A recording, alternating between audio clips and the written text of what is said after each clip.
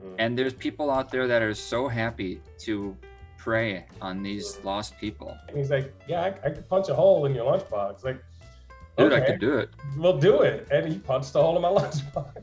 I do remember the first time I got high, and it was one hell of an experience. You put a lemon on the edge and pretend it's tasty.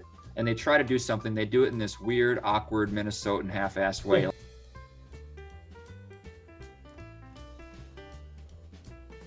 What's up, man? What's up? Hey, Paul. Amazing. Sure. Kind of started. Yeah. Okay. Dude, you have two cups. You have two cups. Water. I saw you drink from a purple. Yeah, this is my other one. Water, hot coffee. I would just put it in one to make it efficient. No. Because you're having the coffee, so you feel stimulated, and then you're drinking the water, so you feel hydrated. Yes. You could just put them together because it's effectively the same thing, but then that would just feel like watered down coffee, and you would feel like I'm mentally you would think I'm not getting either. Yeah, it's kind of, even though logically it's the same thing. It just, some things shouldn't be combined. This isn't peanut butter and jelly and Reese's. This is water and coffee. And I drink mine black, so it's coffee. You don't want watered down coffee. No. Have we and you started don't want yet? coffee. You don't want coffee down water. I don't. That's just dirty water. It's tea, basically. That's what I consider tea, is just dirty water. It's like somebody puts some leaves and shit in it, and now you're gonna pretend you put a lemon on the edge and pretend it's tasty. I don't get tea. I really don't. I like tea sometimes. It's a nice subtle thing to have. It's nice to have with a snack. Like with chocolate, I kind of like that, yeah. And I like and before bed. I like when adults, and nothing against what you using, but when adults refer to themselves having a snack. Like, I just eat some junk food, or I just eat some chips or something. But when you have a snack, it just it's a childlike thing. I'm gonna have a snack before bed. Isn't that? You know what else I have? I have a lunchbox, bro.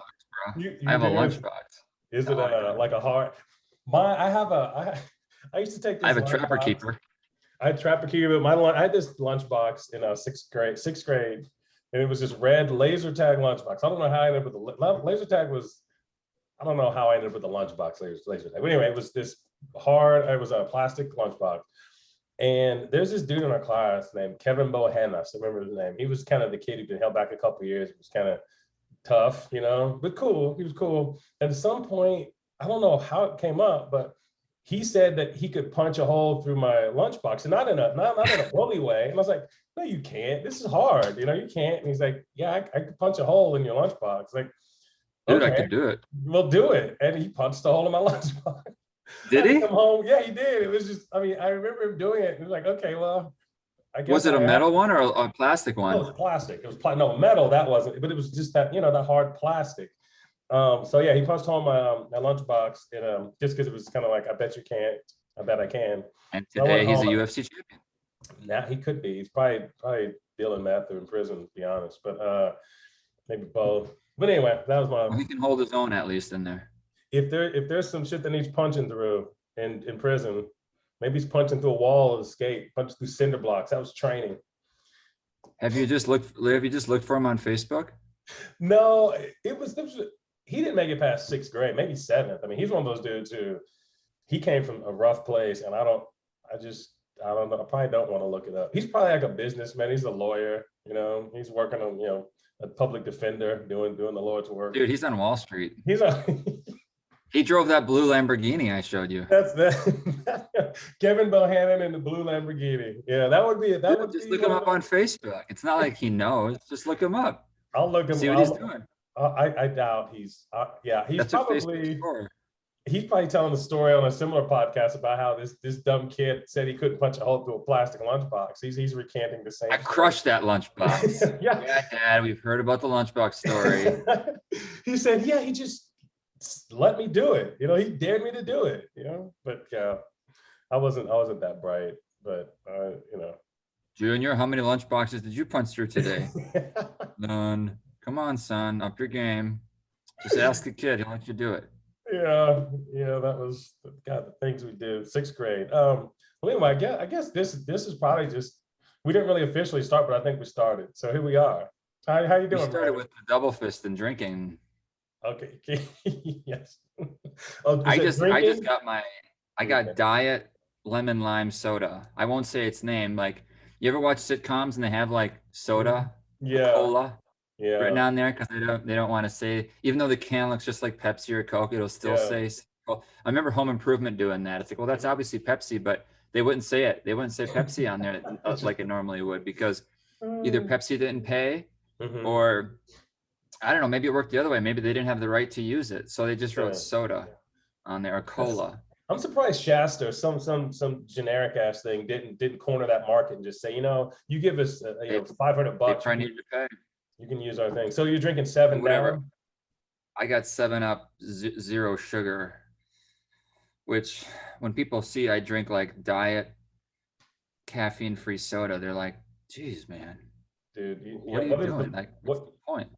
what are you getting out of that? You could just gargle, I don't know, baking water with baking soda in it or something. I don't. And then I get the people who are like a little bit like either overly health conscious or a little bit on the conspiracy side, and they're like, "Dude, that's gonna give you cancer because it's got aspartame."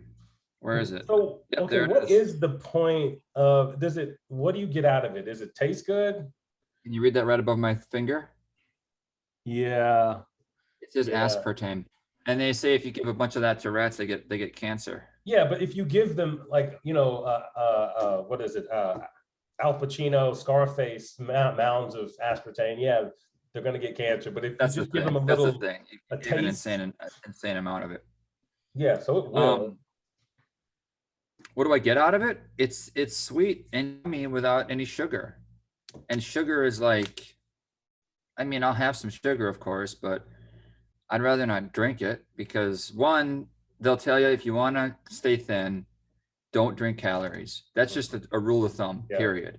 Um, so they say black coffee, don't even put creamer and stuff in yeah. it. But this is like if you're doing it to the letter of the law, just don't drink calories. And I once asked about that. It was one of these fitness guys on Twitter. I go, what's the difference if you drink it or if you eat it? Is there some chemical molecular thing about liquids that makes it worse? Like, no, no, no. It's just that it's so easy to drink It's too a much. necessary too. You don't really need to. You need to eat, so you want your calories where you have to take them or have to get them, and you It's need. I super think. easy to overdo it. Like if you drink like some orange juice, it's so easy to, I guess, have too much. Yeah. Um, if you drink your calories. So they say drink. So I don't, and I don't. I get sugar-free soda, and caffeine and me have a love-hate relationship. So if I don't, I usually don't buy caffeine soda. And you want to So save there you those go. calories for a snack later, right? For snack time. In my, what kind of lunchbox did you have? Yeah, laser tag. Yeah, yeah. Yeah, I got a hole in mine because some asshole punched a hole through it. I was making fun of his snack routine, and he punched a hole. Oh I'm not man. a kid. I'm a tough guy. Watch, I can punch a hole through my own lunchbox. We never had lunchboxes growing up. We No, we were quite poor, you got a honestly. bag, brown And bag. so we never had, yeah, we always just brown bagged it. Yeah, Just mom never bought us lunchboxes. I remember yeah. that. I looked at the kids who had lunchboxes as kids with money.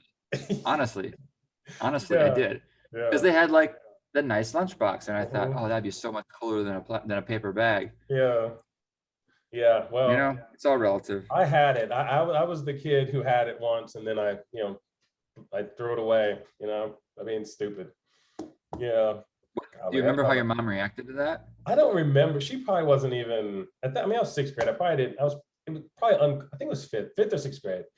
It was getting to the point where lunch boxes weren't cool anyway. So I probably did me a favor. I was probably subconsciously just like, why am I carrying a laser? And of all things, that's not even cool. Like Dukes of Hazzard was the thing back then. I mean, I know it's got some issues, but I remember thinking the Dukes of Hazzard lunchbox. That was kind of the pinnacle. The general lead in mid flight. I mean, you know. But anyway, so let's. That brings up a whole other social issue. Yeah, back then it just was what it was. Like white kids and black kids could all look at Bo and Luke Dukes, and we didn't really get that. Yeah, it's got a Confederate flag on top, but damn, the car can fly. Looking back, it's kind of, yeah, it's tainted, but hey, I still have fond memories of. If I would have had a metal Dukes of Hazzard lunchbox, it wouldn't. I would have had a hole punched through it. That kid would have been like, I'm not punching that. Yeah. You would have had a best friend. And you would be Facebook friends today. Me and old Kevin. I mean, yeah, it's funny the people you think about that you don't. Dude, I want you to. Do you have two monitors up right now? Yeah.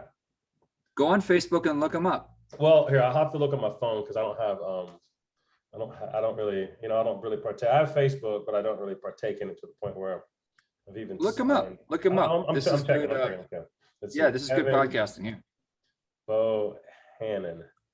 If I could Bo. Lunchbox puncher. Okay, here we go. It popped up fast. Kevin Bohannon. No, Kevin Brannon. Kevin Bohannon. He's an Arkansas guy. I mean, how would I even notice? Okay, so there's two here. Do you remember what he looked like? Yeah, this not really. Not Matthew's hype. No, that's not him. Let me look at one other one. This dude. Okay, this guy is in. Always reach out and send a message and say, hey, do you remember punching a hole in a kid's lunchbox in 5th grade? He'll be like, Paul? Is that you? This guy's in Arkansas. No, I think he's too young. No, I'll do some research and maybe next podcast I can have the answer to the Kevin Bohannon mystery. I want the update. I want the 411 on Bohannon. Yes. You and Mary J. Blige and all and the laser tag people. I kind of like that last name. There was a Bohannon in our school. It's a cool name. I mean, it's a cool name. Yeah, Bohannon. Kevin Bohannon. Yeah, I remember him talking about marijuana, and I was a very innocent kid, and I didn't know anything. And I remember them talking about grass, and I had thought, well, why would people smoke grass? I don't understand. Like, it's just grass. This was in 5th or 6th grade? Yeah, I remember. Yeah, Grant Foreman Elementary. It's probably 6th grade. I remember being out there and grass. I just was confused about people smoking grass. So I can tell you, Kevin came from a family, and yeah. I didn't see marijuana till I was a senior, I don't think. Yeah. And I thought the guys who had it were like so bad. Mm-hmm. I remember just being shook by seeing that. Yeah, we didn't have that really in my little town. Nancy Reagan really did one over on us. She lumped all that stuff together, and the teachers, marijuana. Yeah, the teachers. I remember thinking marijuana was a strong hallucinogen and it's going to make you I basically thought it was acid. Yeah. I remember. Because people that time, everything there was no nuance. Like, drugs are bad, right? Yeah. It's this is good. There was not a lot of, maybe marijuana is not the same as meth or whatever, heroin or acid. It's maybe not. Yeah. Now these days, this high-powered stuff, it can kind of take you to places, I think. But back then, I do remember the first time I got high, and it was one hell of an experience. Uh-huh. So it did end up kind of fulfilling my belief when I was in like junior high or high school. I just remember staring at I was at this party and I remember staring at people's shoes, listening to the Doors. Uh-huh. And I was not there. I was on planet Brandon's high. Yeah. I was like zoned. I wish I could have seen me. I would have looked so stupid. Young stone Brandon. How old were you? 18, 19. Okay. I was probably a sophomore in college at that time. I don't think my freshman year I touched it, and then my sophomore. I don't remember the first time I smoked it, but that might have been it. And if not that, then that was like the second time, and I only probably had one hit, but it just, I remember the Doors were like, this is a new level of perception, right? Which is Wait, you mean the band, the Doors? You're talking about like the band? You're listening to the Doors? Is that what you're saying? Yeah. The Doors were playing. Okay. Well, that too. And that's because that's how the Doors got their name, the Doors of Perception. It's a book by the guy who wrote Brave New World. I don't know why I can't think of his name now. But the guy who wrote Brave New World, he wrote the Doors of Perception, and that's how the Doors got their name. That makes sense. Okay. I remember the first time I got high, it was because I was a real square kid, and I think I was freshman or sophomore. There's this girl who sang, and I was like, I play the guitar, you sing, I write some poetry, maybe we can, make some music. So at some point, and she was real cute. she invited me Cool. over to her place. I brought my guitar. Nice. We're I hanging like that. out, and all of a sudden there's a ring at the door, or doorbell. The doorbell rings, and she goes and answers it, and it was some dude bringing her weed. And And she I'm was a thinking freshman or sophomore in high school? something like, no, sorry, college. This is college. Okay. It's Okay. college. Yeah. Mhm. Yeah. So this dude gives her, brings her weed. And from that point forward, I can tell whatever, no matter what we're doing with the guitar, with music, her brain is just thinking about the weed, thinking about the weed. She just wants to get high. So at some point she says, "Do you mind if I smoke?"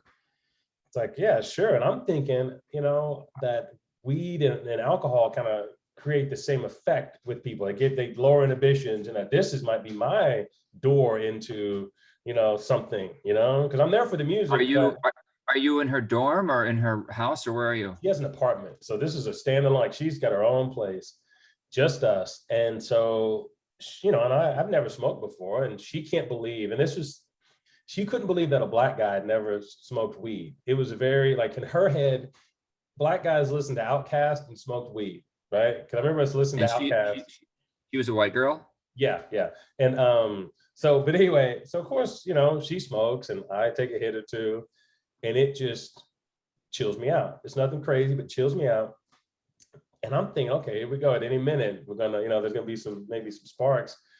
And she just says, I'm kind of tired, so I'm just gonna go to sleep. So just hang out as long as you want, but I'll see you later. And Wow. she gets me high, and it just but leaves me to just sit in the living room. And I'm like, okay, I guess the weed and booze don't have the same effect on women. And there's another little thing that even to this day, it still trips me out that this is the thing, because it was recurring. Back then, I wore contacts, and somehow I scratched my eye. I don't know, just I was itching my eye or something, and I felt like my contact had been scratched. And the whole, like, I drove home, the drive home, I felt like my contact was scratched. I got home, took it out, whatever, and I still felt that way. And down the line, when I'd smoke weed again, not that I did a lot, but here and there, I'd have that same feeling. I'd feel like it would, I'd feel like my eye was scratched. It was the weirdest kind of thing. But anyway, that aside, I got high and That's too bad. Your first time had a anticlimactic. in every possible way. Yeah. There was no music made, there was no love made, there was no, hey, I got you, just sleep, nothing. It was just, I'm out. Good luck. Good luck getting home. You're probably like, marijuana sucks, man. Yeah, I was not, I mean, it did not open the doors to a marijuana habit. It definitely. You should have turned on the doors and looked at people's shoes. I should have, yeah. I remember that party I was at. It was in a garage, and I think we went to a party in like Forest Lake, which is like, it's like an hour north of the Twin Cities. So you're getting into like, Oh, damn. you're gonna listen to some country music stations up there. I gotcha. And I don't know who exactly lived. I can't remember, but whatever. That's really not that relevant. What was important is that the people, like, there was a garage and then there's like a little side room in the garage, and that's where they were smoking weed. And it was a young college couple. Yeah. Okay. And then they found out I hadn't smoked weed before, and they were so excited to get me high. Like, you haven't smoked weed before?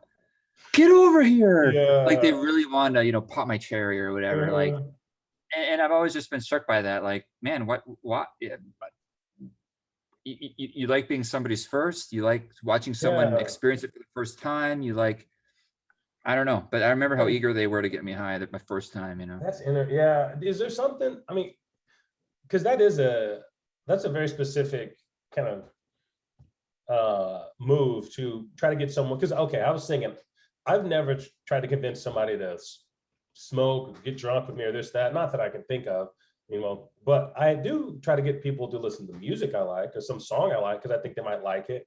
But I don't really push, like, even at a restaurant, if you don't like something, I'm not trying to say, no, man, you got to try this. I figure if you want to try it, you'll try it. Do you? People push art. People push art a lot on people. I have a buddy who's like, you've got to watch Cobra Kai. You've got to watch that show. I do that. Dude, I'm telling you, I will buy you a subscription to whatever so you can watch. Like, people push their art a lot. And I do that. I don't think it's so much about, I want you to enjoy it. I think it's about, I love it and I identify with it and I want someone on my team to love it too. Something like that. I think my draw is I genuinely just want to enjoy something with something with someone. And Uh, yeah. So I've got some friends of mine. I'm always recommending TV shows to, and they watch most of them, and we can talk about it. And also, there's some shows where the characters are so like creative and whatever. I just kind of just am so impressed by the work, that I want people to be able to sure. appreciate it. But Okay. anyway, So it's for you, it's a more selfless yeah. recommendation. This is I want this great. person to enjoy it. Yeah, yeah. Anyway, so this has been a good rambling but entertaining beginning to this. I like this. This actually feels We'll get to it. more like our like just a normal conversation between us. It's not really a We'll get pod or to a it. video pod. It's just literally just a conversation that just goes where it goes. But I We'll get do to the so elephant in the room. what's that? We'll get to the elephant in the room. Yes. So I want to just hit something quick, and then we'll move on to a couple big topics because you have some George Floyd Square. We're going to talk about that, and then we're also going to talk about your trip to out west, to Los Mhm. Angeles. But before that, Mhm. something I've noticed that's it's just been around, but I didn't really put my finger on it until recently, is that a lot of people, when you had an opinion, you could quote a source. You read an Mhm. article, you read the paper, you get the information from somewhere, and you can say, well, Joe Smith, this scientist or this doctor or this lawyer, this expert says this is Mhm. what's happening because he's an expert on the topic, right? You reference, Mhm. it's like anytime you write a book, you have to have, reference, where you get your information from. Right. And you can source it, you source your information. Now, I think in this day and age, and a lot of it just went next level, was Trump. Trump would bring up stuff and he'd say, well, you know what they're saying? They're saying this, they're saying Mhm. that. And I think Mhm. we've gotten to this point now. People read a Twitter headline or whatever, and they talk about conspiracy this, conspiracy that, because they said this, they said that. They don't ever, there's no proper nouns in somebody's sourcing of what they found. And I think it's because it shows a sign of laziness, of lack of genuine curiosity. And I'm sure I do it too, but I don't think I do it to the point where I don't know if I do it because it doesn't sound because I like knowing where stuff comes I from, dig it. I dig your and I point. think we're in this Mhm. age where a lot of times people just have this kind of umbrella they when they want to bring up some point and don't actually have the information coming from a reputable source. And not to say that people can't, yeah, no, we're in this week. I don't know a lot about it, but people are bringing up Dr. Fauci and emails that came out, and this is me saying that even as I'm criticizing people who don't have the information, I'm a person who's specifically just taking a break. But somebody brought this to my doorstep, and I don't know exactly what's going on, but what it sounds like is that emails were released from him saying this and that back towards the beginning of the pandemic, and it boggles my mind that people don't understand that experts aren't always right. Experts can Mhm. say a thing, but or people who live in a scientific world, they're not ever trying to be right. They're just trying to evaluate or take the data and tell you what the data is saying. And when the data changes, Yeah. what you state changes. So when somebody says something in February and then the data changes by March, they change their opinion. Anybody talking about Dr. Fauci saying stuff in February or March that doesn't jive with what he said, it's like, no, well, he got more information and changed his stance. And how do you look over 11 months of what a person's been saying and go back to month one when there was not enough information? Anyway, and that's when I Yeah. kind of thought about this. I was like, come on, people. Like Do you notice?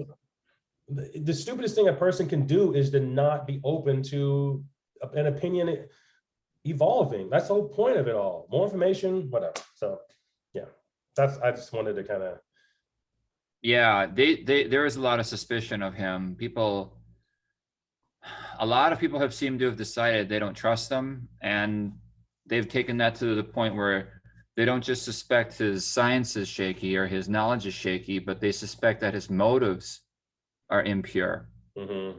And that's the conspiratorial side of it. Like, he led us astray purposefully or something like that. Back to the pronoun thing, which when you brought it up, I thought you were going to talk about trans Yeah, I had and it. one Yeah. of my pronouns, he, him, she, her. But Mm-hmm. um, but I like your point about that too, because you're right. They do say Hey, they, and my question for you is: did you notice it when they were referencing a group that they liked or that they didn't like? When they said they do this, they do that, they say this, they say that, was they usually a group they were fond of or that they were attacking? I would say I think it crosses the board because the thing that came up was I think the topic where I mean all this stuff kind of came together was about the virus, and now they're saying that it might have been made in a lab, but now they're saying that it might have been like I don't who's they? So people use the they. I've noticed that people love to use the not fictitious, but they love to use this, I don't know, this label as a group that doesn't identify anybody specifically. Mm-hmm. It's just the left or right wing. Yeah. And it's like, if you have this amorphous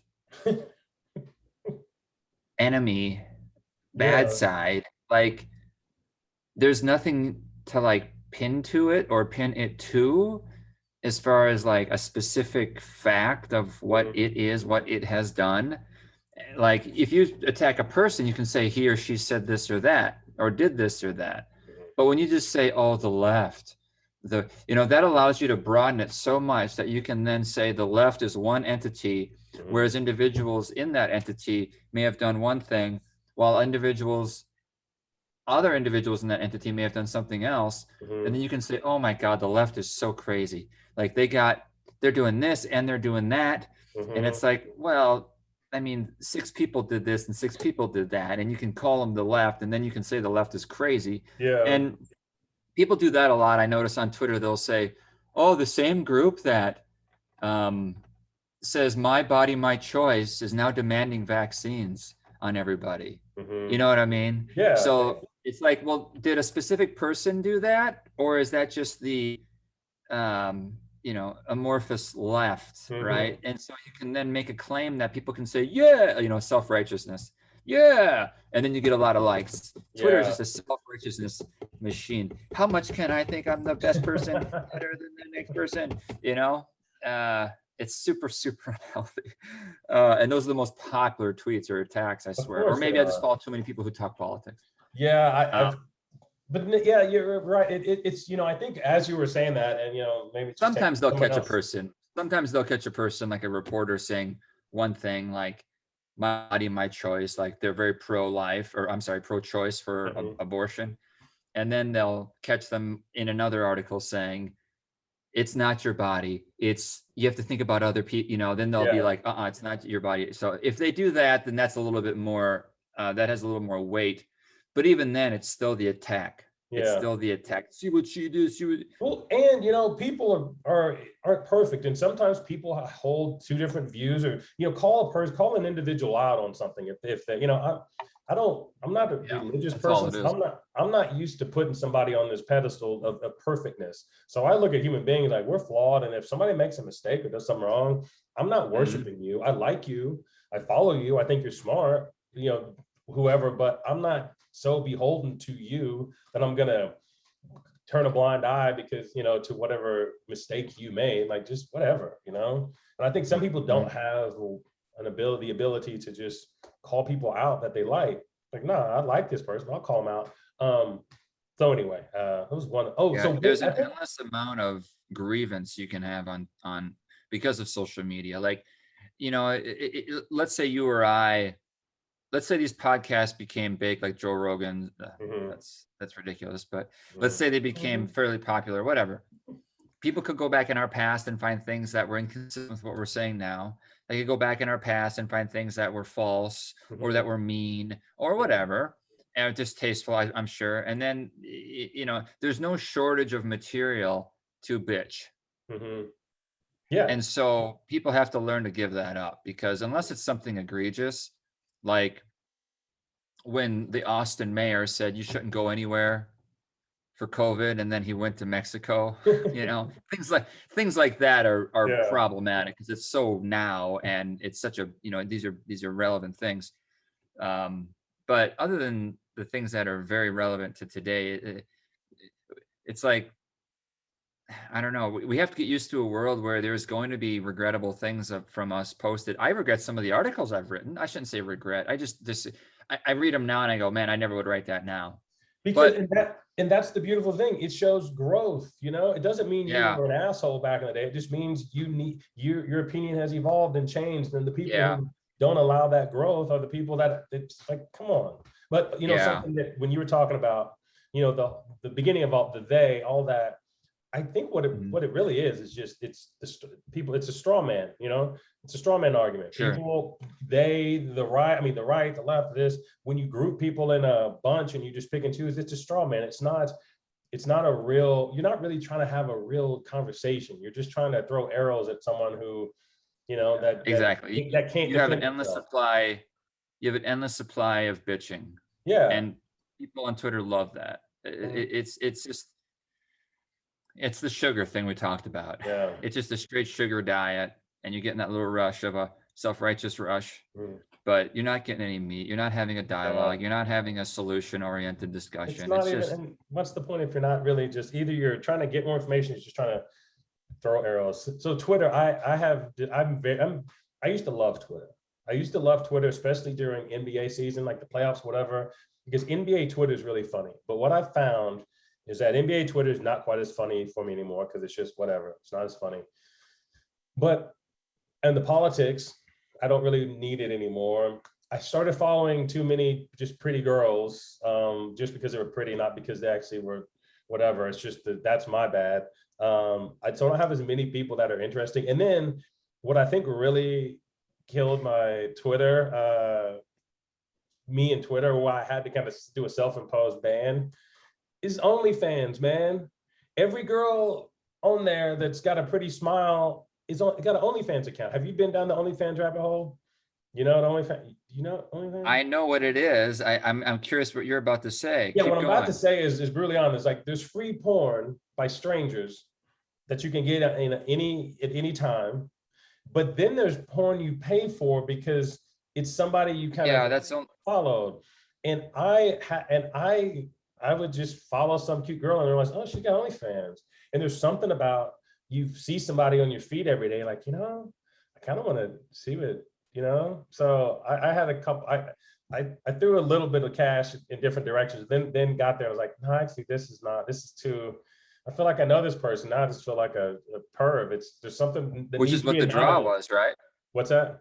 Which is what the draw was, right? Yeah, the draw ended up being the thing I didn't like. You need some porn should be impersonal, I think, for me. I don't need to know the person's story or they had a bad day at work and now I'm watching them do, you know, filthy things. Like that somehow just threw me off. So, but I still would find the temptation because, you know, pretty face, nice rack. That's kind of my jam. And yeah, so Yeah. I Yeah. realized Twitter for me was just is a no-go zone, and there's nothing I'm gaining off of Twitter. So, Well, then how the hell can you be on Instagram? well, Instagram, I wouldn't be on Instagram if it wasn't for work stuff because all the different videos and stuff I do. So I kind of need to be on there, but I've also cut back on that because while it's on the OnlyFans, well, I don't follow. I don't know. It's just different. I don't stay on Mm. Instagram too long. I'll scroll through a little bit. Twitter, I actually would engage because I'm reading, people telling jokes. Instagram is kind of boring in a way where it's just like, oh, okay, there's somebody taking a selfie, or there's somebody with a friend, or cheers and a drink. It's like, okay, it's cool, but it's kind of boring to me because I'm interested in less shiny things. Whatever. Except for Except for shiny women. Except for shiny women on OnlyFans. Yeah. OnlyFans has to be, can you buy stock in OnlyFans? I mean, that thing between Zoom and OnlyFans, those two things, the pandemic. Zoom is public. I don't know who owns OnlyFans, if it's a private company or if it were bought by, I mean, OnlyFans, I wouldn't be surprised if they were bought by one of those porn empires like that own Pornhub and YouPorn and those places. It's got me the amount of, and it's a trip because I promise you they were approached for a buyout. I can almost promise you they were. And then it's whether they decided to do it or not. But I've always wondered, and this isn't the direction I really plan to take this, but I guess it's, we're here.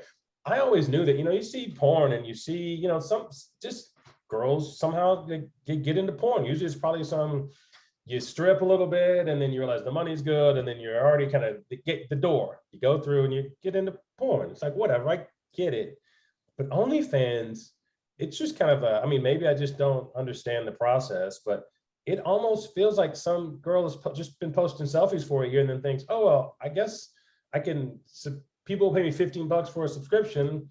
I'll just put my shit out there, which kind of seems crazy that you just kind of go for, but I guess that's whatever.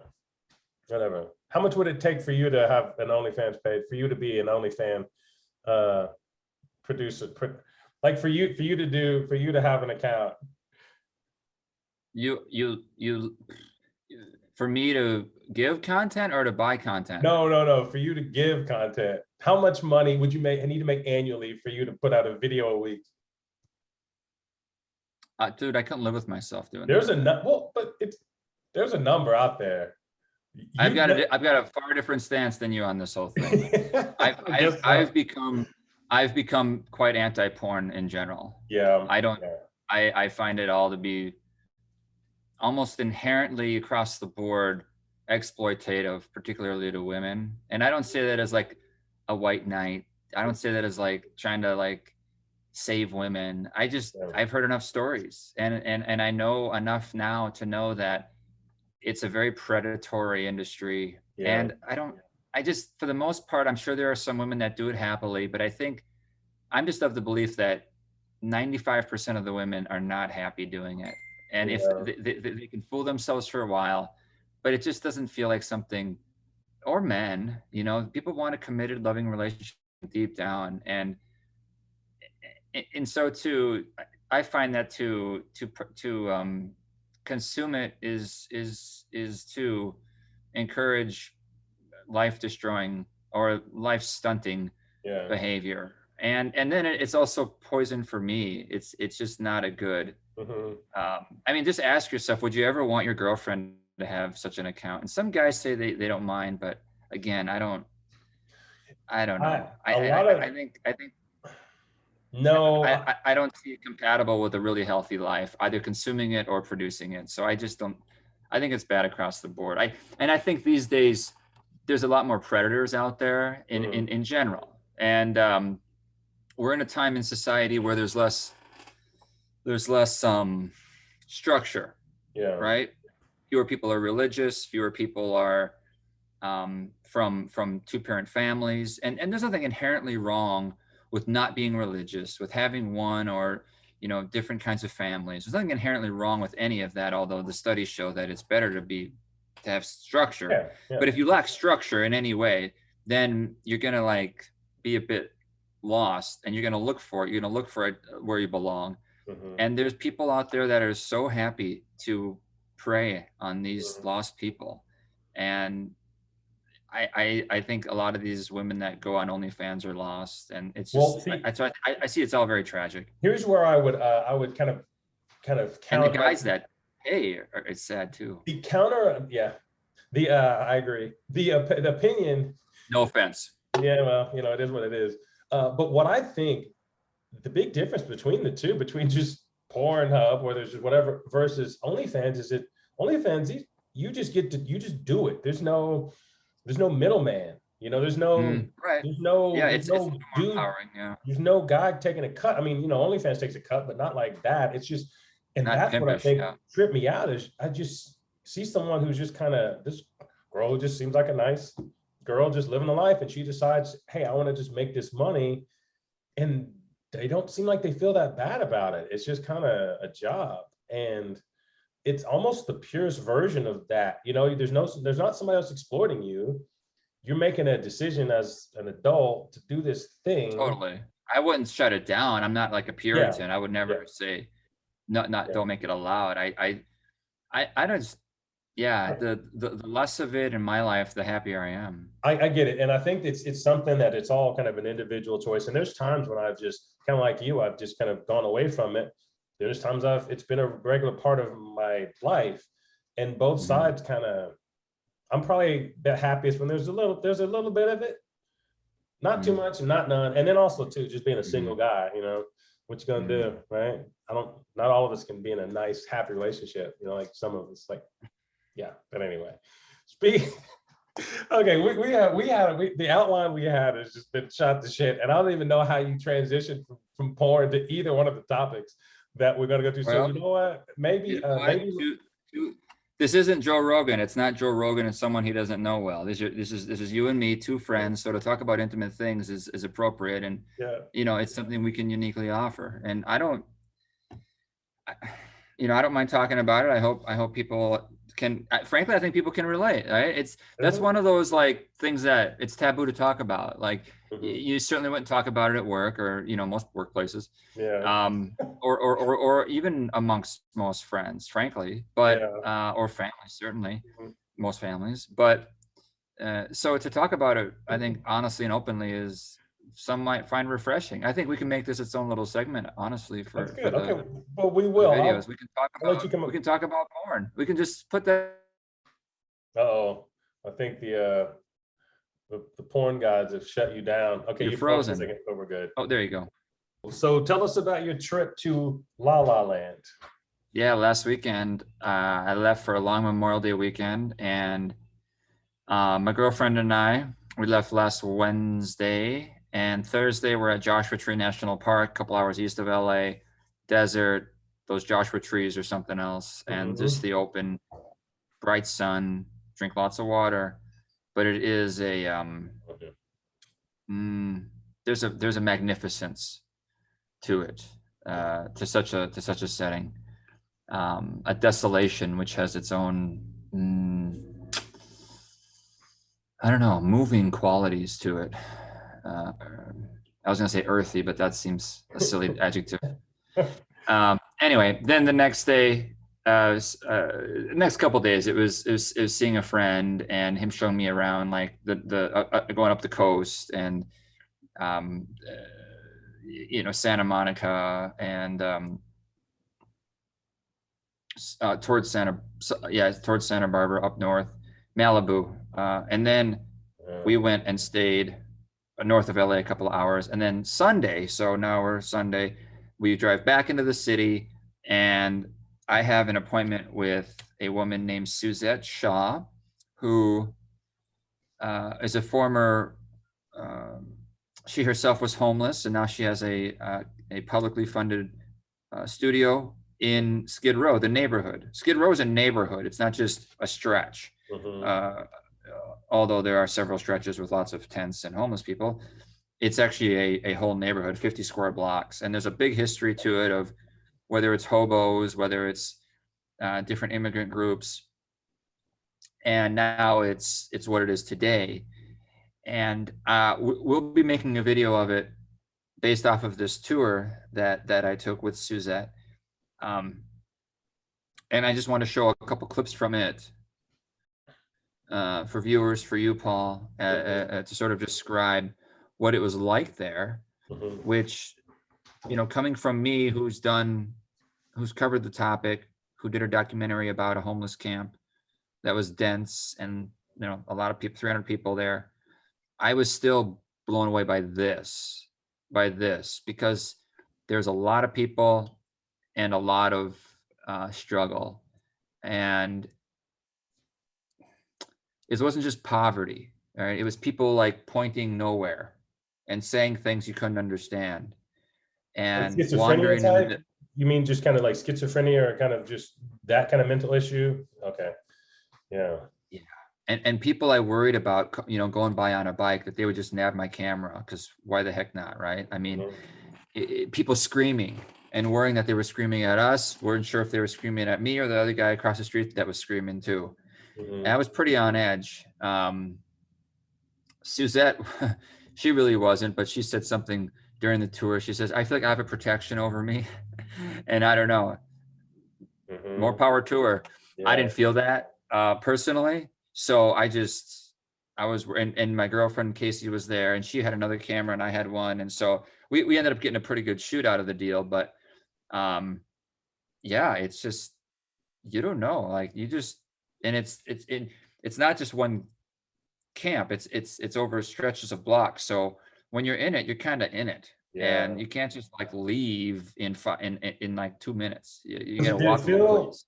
did it feel kind of lawless? Was there any sort of police or were there any sort of Oh, issues? well, the irony is that it's next to a police precinct and a fire what do they call that? A fire hall? Station. Fire station, thank you. Department, fire station? Yeah. Yeah. But you know, the buildings are all graffitied and their tents, their fortifications, like wood pallets around their tents, you know, they're in there for the long haul. They're hunkered down. So let me just show you a couple of quick videos here. I'll share my screen. Oh, you need to allow me to share. Whoops. So I'll just play from here. We won't play the whole thing. It's several minutes, but you'll see obviously in the background, we're starting to get into the thick of it. So this is when we're starting to get into the thick of things. And is this Suzette? I don't remember. This is Suzette. Suzette, okay. Yep. So here we go. By the way, can you hear it? Turn it up a little bit if you can. I feel like I have a protection on me. I see. And again, I don't live out here on the streets. And, you know, oftentimes people say to me, it's like, wow, you walk so fast. How you doing, sis? They say, you walk so fast, because when I walk. Is the video jittery to you? A to Z, unless. What's that? Is the video jittery? Yeah, that's me. I'm walking and recording, so it's not. No, but it's not shaky. It's kind of glitchy. Is it doing that? Oh, that's too bad. It's coming through that way. No, it looks smooth on my end. Is it? It could be my connection, but if it's unwatchable, we can always just fast forward to different scenes like this, and then you'll get an idea. You know. Yeah, I think just fine. Yeah. Okay. And you know, people are there. You know, they're doing their thing. They may go to the bathroom. You see that dude back there. Mm-hmm. What is the bathroom situation? Do you know? They have a couple of public restrooms that they put in there. This actually was the worst of it. Straight ahead here. Mm-hmm. Let's get a good shot. Oh, I think it comes later. That's back. Yeah, that guy's just not well. He's not well. There's a guy back there in a wheelchair. See that? Yeah. So, you know, it's what I like to call the underclass. I don't even think they almost are kind of I mean, I guess underclass makes sense, but it's almost like they're just kind of the forgotten. They're just the whatever. Yeah, almost lower. Yeah, the underclass might have work. Like, I don't know what the exact definition of underclass is. I read it in a book once about England where these were people who had a tendency to be addicts, but they still had homes. They still had, it was a highly dysfunctional, it might be what we call the inner city here or a real rough trailer park or something like that. But this is almost, yeah, you're almost right. It's almost lower than the underclass. But this woman, I remember, she was the one who would just point. Mm-hmm. She would just point and talk, and there was nothing. Like, she's the kind of person that if you talk to her, she'd look right through you. Yeah. Or something. Like, she was so gone. Serious mental issues, and Yeah. probably compounded by drugs, and who knows what, man. Yeah. Yeah, you don't know, and there's no one there to help, and I shouldn't say there's no one there to help. It's just that there's such a bind of how to approach this issue. There's such a bind where if, say, someone like a police officer went there to take her away somewhere that they thought was safer, then people would be there to say, what are you doing arresting her? You know what I mean? No, So I there's a know. bind where the city's in a bind. I kind of feel for anyone with authority, because if they don't do anything, it's awful. And if Mhm. they do something, quote unquote, do something where they say, put these people in a place that's better, well, then you're forcing them off the street, and then now Mhm. you're a bully. Now you're cruel. So they leave them.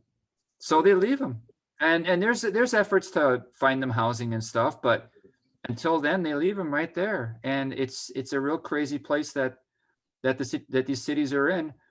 And it's a real ideological bind that cities are in regarding I think crime too, in Mhm. general, where they don't want to crack down because it's mean and cruel. So they lay off, and then things are bad. It's not easy. It's a rock and a hard place, I guess. But I'm going to play from here, and you tell me if it's still jittery. Just give me a thumbs down or a thumbs up so I can see you. The temperance of trying to, people getting in line to get food over here. Yeah, it's like that. It's jittery. Okay. Yeah, and it's probably just our internet connection is somehow just not able to. I think it probably is. What was weird was seeing nice cars drive through, like a BMW or something. Any You can see her, Lamborghinis come through? no sweet blue Lamborghinis. You see her pointing back there, that lady in denim. I think this was a bit behind Suzette here was I think it was a mission, Okay. which when she says that, I think she means a place people can go in and get food, maybe have a shelter at night. Yeah, so that was one of the worst. She actually offered to keep walking down this street, and I says, no, I think I got it. Yeah. I was genuinely afraid. Yeah, because when you're dealing with people who have just mental issues, it's not really, you don't know what you're gonna get, and you can't really. Yeah, this was actually a freeze frame I took and put it on Facebook. Yeah, I mean, people just they just own the streets. They just, the old stereotype of the shopping cart is alive and well there. Garbage all over, and get this. At one point, when we were walking through this very spot, she said something like, "Oh, it's quiet today." Yeah. And I was like, "Are you kidding me? What's it normally like?" Yeah. I don't. Yeah. So what are the video you're planning to make? Put together. What is going to kind of be the dang, okay. What's going to be not the point of it, but what's kind of why can I go with this? That guy was screaming at us, or he was screaming and getting closer. We didn't know if it was to us or if it was to another guy across the street, but yeah, that's the kind of stuff that unsettles you, because if he just comes running at us, like, what do you do? Yeah, you're kind of helpless in a way, because if you fight back, you lose, and if you don't fight, you lose. You got to just be a fly on the wall as much as possible, and with a camera, two cameras, with two cameras, and Suzette, being there with Suzette is what allowed us to do it at all. Without her, this wouldn't have happened. It would have just, I never would have gotten that far in. I would have been too nervous about doing so. What this video is going to do, it's not just going to be our tour through Skid Row and Suzette's commentary. It'll be some of that, but then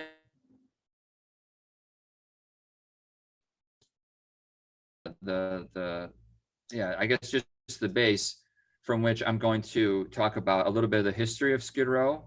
And then also there's one point where we encounter a restaurant, and it's got outdoor seating, and across the sidewalk seating across the street are homeless people. Wow. What kind of restaurant was it? It was a decent little restaurant. It was on the edge of Skid Row. It looked like Skid Row had grown maybe into that area or something. Or I should say the homelessness had grown into that area. So I asked a guy leaving, him and his lady leaving, and he was willing to go on camera. I said, dude, what's it like eating across the highway across the street from those tents? And he's just like, I know. Yeah. I know. It's sad, but honestly, the sad truth is that I'm used to it. I vote for these people and they don't do anything, so he's frustrated. He's from Illinois. He's actually a Midwesterner too. And anyway, so I get that side of things, and you know, his 2 cents, the footage, some of Suzette's commentary, and then my own little bit on the history of it, like how did it get here, and then my takeaway, which is basically that LA is doing what it can to accommodate the homeless there, right? So providing cleaning services, providing bathrooms, right? But there's no reduction of the issue. And that's just where it stands. It's kind of reminds me, it reminds me of kind of the clean needle, like clean needles for drug addicts. Like, well, you have drug addicts who are going to do the drugs with dirty needles, and maybe you spread AIDS or what's the Hep C, that kind of stuff. So then the government decides, well, if they're going to do the drugs, let's at least supply clean needles. It's stopping a worse problem, but it's also kind of just enabling. What do you do? That's the philosophical issue. And the problem with there's nothing wrong with that philosophy, I don't think, inherently. Like, there's nothing evil about it. It isn't like wrong or right or whatever. It's you know, good people are going to disagree. Some people will see the enabling aspects of it. Some people will see the helpful aspects of it, and that's totally fine. In fact, it's needed. The problem is that all these cities are so one-sided, right? There is no one there to say you're enabling it. Okay, they would say there are, but there really isn't any strong conservatives on any of these city councils. No, in fact, there's probably no right? Anyone who would identify as conservative, they're all far from conservative. It's like liberals and socialists and green people. It's like, you know, so they're always favoring more tolerance, more provisions, and there's never any like, look, we got to do something. So let me ask this, because I think that if you look at like the biggest cities, most of the biggest cities are kind of liberal cities. You know, they're run by, the Democrats, and, you know, especially California. I mean, I lived in San Diego 2 different times, about 10 years apart. First time, I don't remember a whole lot of homelessness. It was just, I mean, it sure was there, but it wasn't as in your face as it is now. Same thing with LA. There's always been homeless people, but now it's on another level. What I want to know is, what is the counter? Like, if Ronald Reagan got elected, you know, came from the grave and what is the Republican solution to this? I don't know if a Republican solution would work, because it would work in a small town. It would work if the problem was small, but once the problem is this big, you're never going to get a pure Republican answer that's going to, I think, be practical, because you can't just arrest them all or kick them all out. But I think in a bigger city that compromises conservative and liberal principles is when you do get some results. That's what I've observed. So Houston is the one example I always like to give, because they actually, Salt Lake was the original housing first, or one of the original housing first. That's like the one that's always talked about, where, you know, I don't know the makeup of the city, but I'm guessing it's more conservative. And they had a small homeless problem. Maybe by their standards it wasn't small, but by these big city standards it was small. And they just said, why don't we just house them all? And if you come up with a housing first solution, or a solution that offers a sudden jump in help in what you're offering, you can get ahead of the problem that way, you know? Like, here's the problem, you can kind of get ahead of it.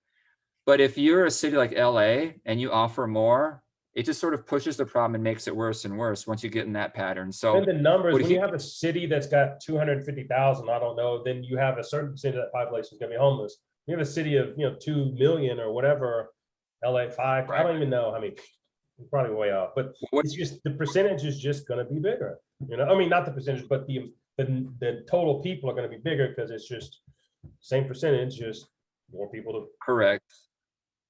Yeah. There's and there's cultural things. I mean, LA has always been a home of a lot of folks that they've always had this neighborhood of if not homeless, then people who would be drinking in public, and hobo culture, and I don't know, maybe other examples of margins of society, we might just say.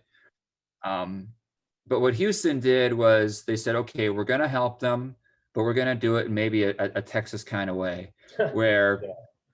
we're going to give them, they built dormitories basically. Mhm. We're going to give you a place to stay, but we're going to make you go there.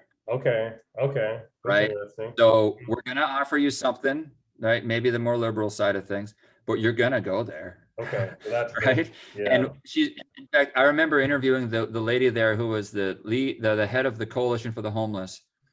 And she said, if you want to camp, go do it in the country, Yeah. not in Houston. Okay. I remember her saying that, like, oh, you know, so she took a tough stance, but they also did it after offering them options. Yeah.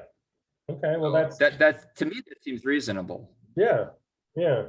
God dang, this internet is kind of just bouncing all over the place. Well, I'm looking forward to hold on a second. Okay.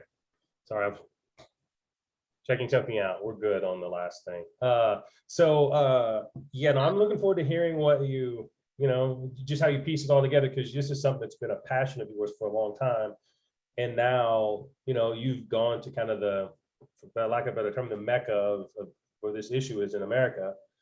And, Yeah. you've kind of covered it, or you've seen it in a lot of different angles. So this will be interesting. So at this point, do you want to jump into the other topic? How you feeling?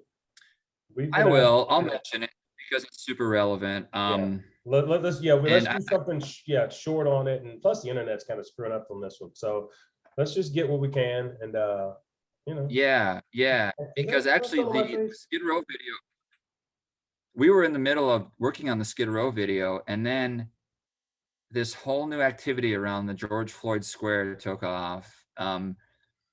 I won't share too much of the story of how it all came together for me, but just suffice to say, I met a guy who lived in the square, in the area that was blockaded, that was had those barriers. So he was in that area, and he wanted to talk to me.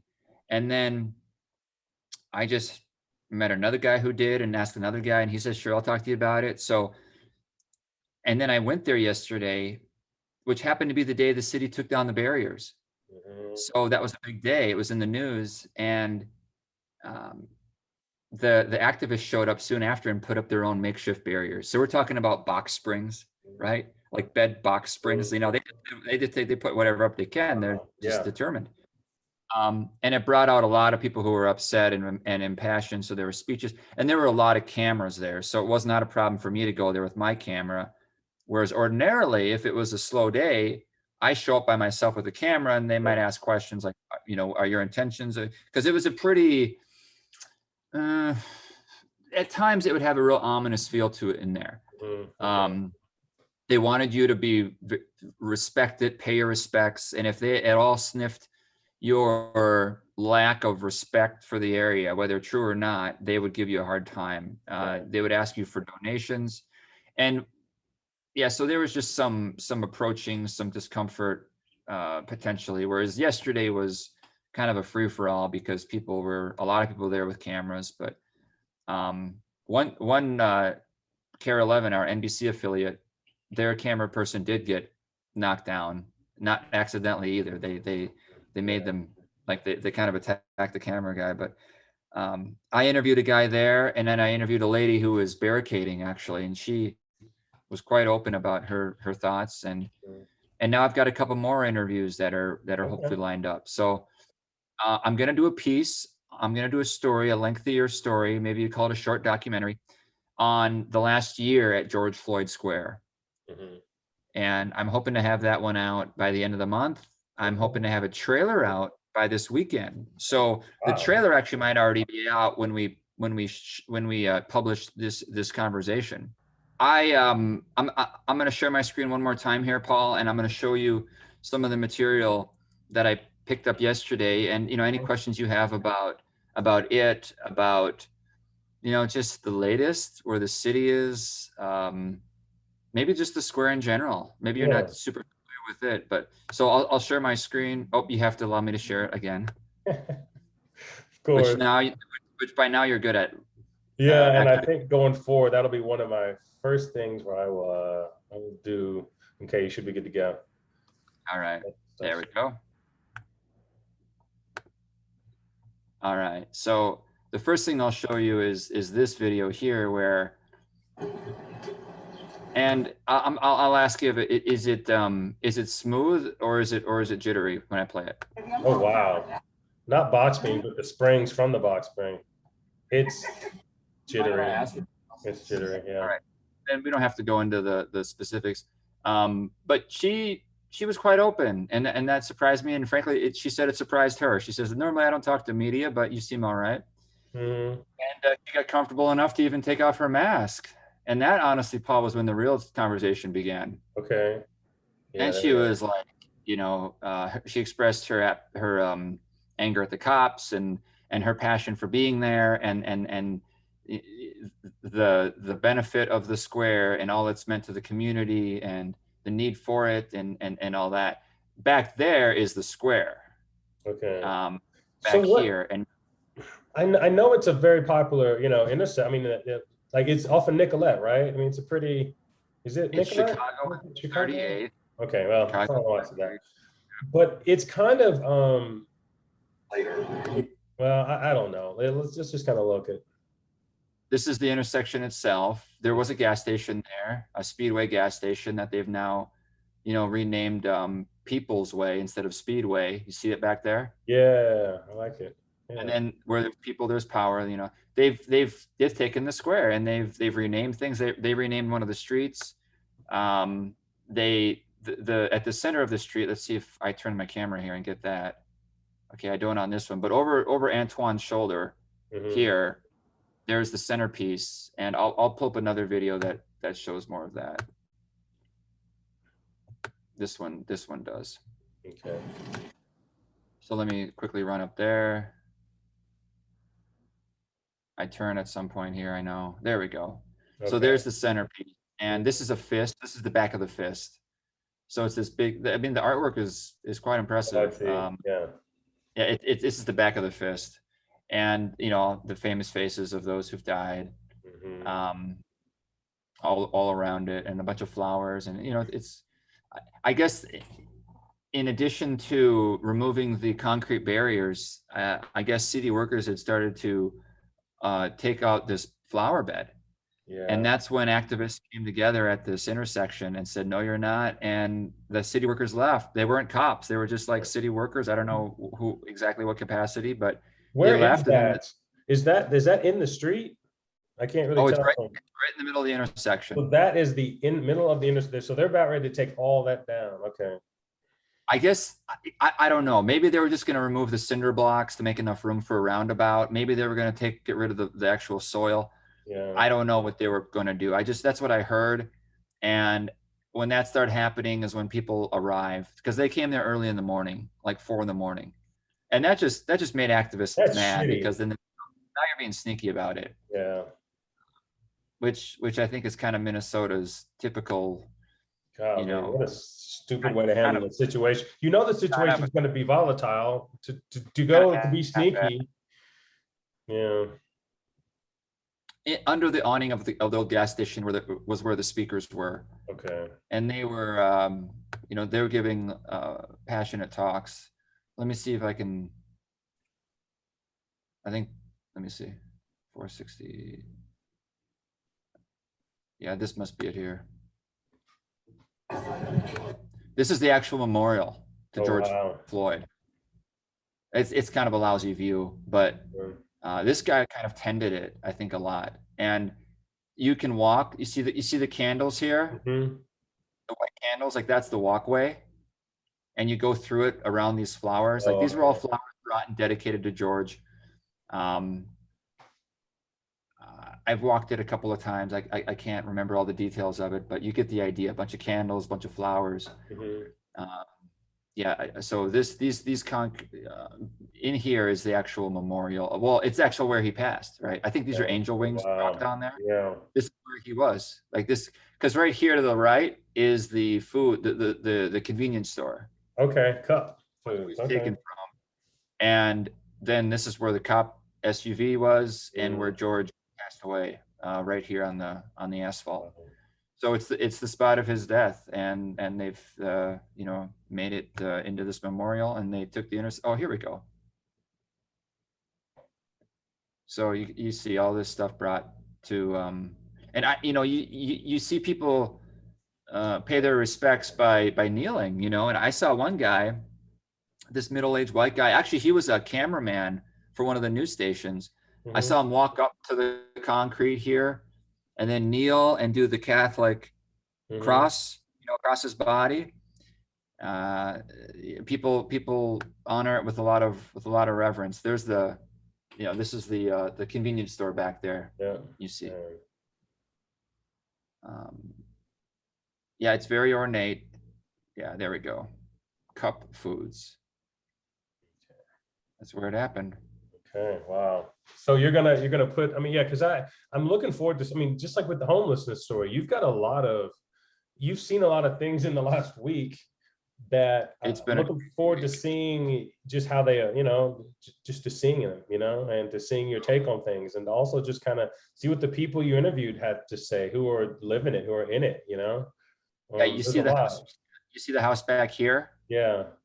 Like this wasn't the guy's house that I interviewed, but he had another house nearby, Okay. and it was these neighbors who they live here, and there aren't just days like this where there's all this activity and noise. There's a lot of crime. There's a ton of gunfire here. Yeah. And, you know, people have different theories as to why that is. So I'm going to stop sharing, and hopefully it doesn't kill the. No, we're good. We're good. Okay, cool. Yeah. All right. That time we're getting out of the clean. Yeah. So yesterday it was hot, and I got a lot of material there. And between the interviews I'm doing, it's and you know, my style, I'm going to take a bunch of news clips throughout the year that talks about the formation, the anniversary around the time of the trial, and how that square was used as a place to celebrate during the guilty verdict, and the crime, frankly, and some of the business owners and some of their displeasure with having to move and this and that. So it's not going to be a lot of filmmakers will typically, I think, be very empathetic and sympathetic to the cause, and you know, but I'm gonna show the bad stuff too in this one, and because there was a lot of it, a lot of tragedy, a lot of death, Paul, a lot of shooting, a lot of death. The more I think about it, the more I compare it to, like, I don't know, this is adequate. I think you'll see the truth in this comparison, even if you disagree with it exactly. But you know how when the U.S. went in and got rid of Saddam Hussein, or Muammar Gaddafi, it became worse, right? Because now without a strong guy there, like kind of keeping the lid on things, then it went to hell, and it was far worse with actual slavery and stuff like that happening in Libya, and civilians dying, more of them in Iraq. It's a power vacuum. Power vacuum. I think that's what happened here when you took the police out of it. I mean, that's just what's going to happen. You know, if you have a place where the law is not really represented, then it's a power vacuum, and you kind of, you know, stuff can go sideways fast.